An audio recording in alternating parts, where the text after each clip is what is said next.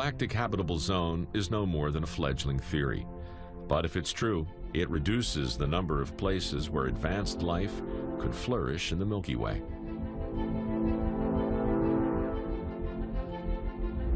The good news is those places should be near us, and aliens more likely to be on our doorstep. And with our technology getting better every day, it surely won't be long before we find them. I think in 20 years' time, I'm going to be able to look up into the night sky and say there really is another place I could stand like this and feel at home. Suddenly we humans will realize for the first time that there are other cultures, other civilizations, probably other religions out there among the stars, and we are just one member of a grand galactic tribe. To have cousins that we one day may communicate with seems to me to be potentially one of the greatest developments that humanity will ever experience. And if that isn't worth doing, I don't know what is.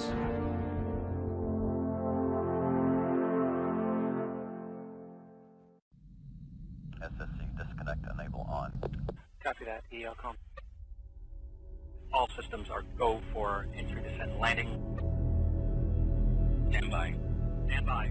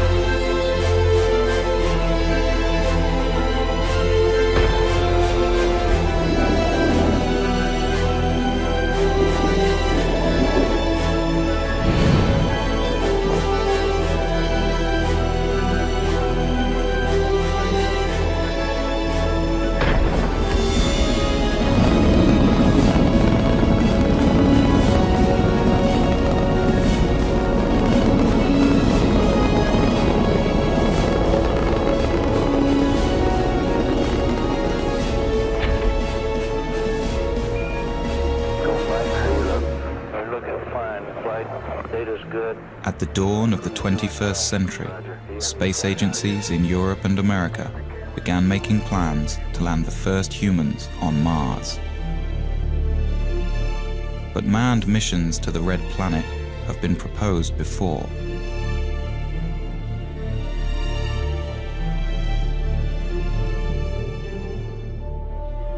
For some, Mars holds the answers to mankind's future in space.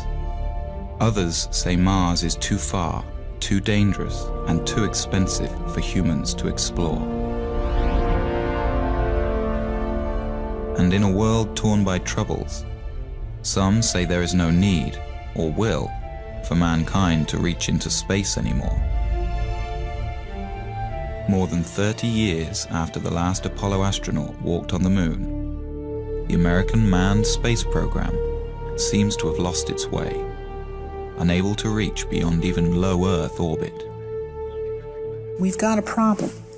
NASA has been literally going around in circles with its space program for the past 30 years.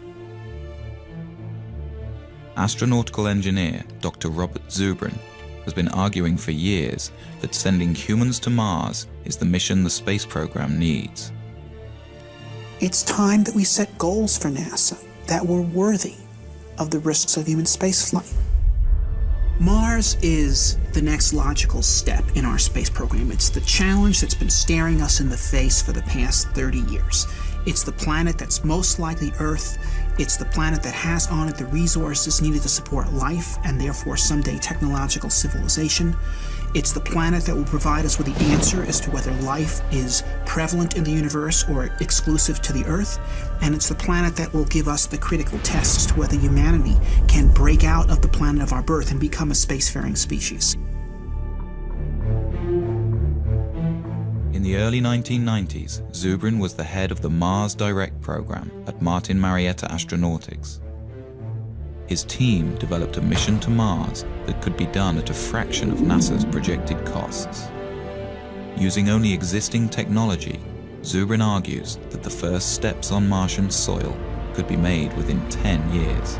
There is absolutely nothing in this that is beyond our technology. We are not ready to send humans to Mars right now. We don't know how to keep them alive. There are people out there who say we can go to Mars tomorrow. One of my requirements, one of NASA's requirements, is that if we send humans to Mars, we bring them back alive. For the past 15 years, Zubrin and his colleagues have waged a campaign to convince society and the political class that humans on Mars should be the goal for NASA now. This is the story of our cold neighboring planet and the debate over whether man's fate is tied to the red world. It's the story of an engineer's journey and the battle of ideas over which direction in space will truly benefit mankind. We're at a crossroads today. We either muster the courage to go or we risk the possibility of stagnation and decay. The victor in this debate could determine the fate of mankind. Will we become a spacefaring species? Will we live on more than one planet?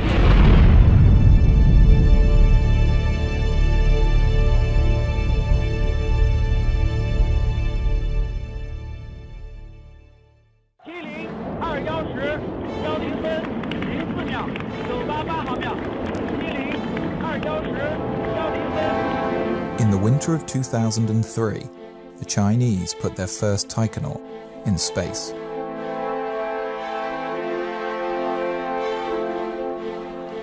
The Chinese Space Administration plans to begin a manned program of moon exploration by 2017. The European Space Agency has outlined a plan for humans to the moon by 2024 and to Mars by 2033. And the Russians, building on years of experience, are conducting tests for long-duration Mars missions. In America, with the impending retirement of the shuttle fleet and the completion of the International Space Station, the Bush administration announced in 2004 the Constellation Program, On the moon. a plan that would return Americans to the moon by 2020. But the program was never fully funded and was eventually cancelled. In 2010, the Obama administration announced its vision for NASA and human Mars exploration. By the mid-2030s, I believe we can send humans to orbit Mars and return them safely to Earth. And a landing on Mars will follow, and I expect to be around to see it. With a new timeline for humans to Mars sometime after 2035, and with administrations changing every 4 or 8 years, it is far from certain that such a plan will be realized.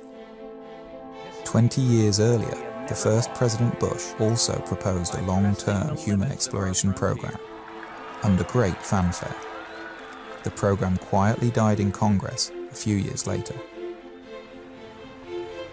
If you want to go to Mars, you cannot do it in 30 years. You can't do it in 20 years. You've got to do it in 10 years or less from programs start, or you're more or less guaranteeing political failure. To date, only the Apollo Moon program, which was announced in 1961 and had men on the moon 8 years later, has succeeded in getting astronauts beyond low Earth orbit.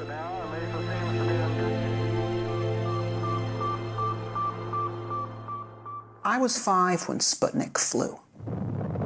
And while to the adults, Sputnik was a terrifying event, To me, as a child who was already reading science fiction, it was exhilarating, because it meant that this possibility of a spacefaring future was going to be real.